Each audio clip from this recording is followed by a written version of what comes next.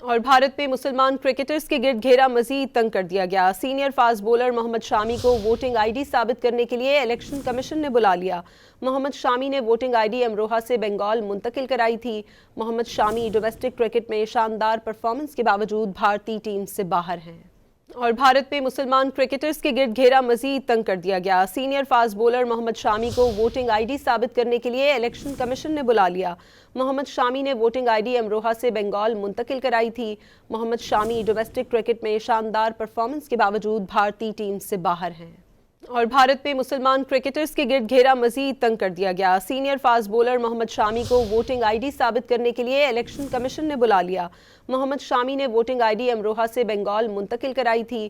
Mohammed Shami domestic cricket میں شاندار performance کے باوجود بھارتی ٹیم سے باہر ہیں۔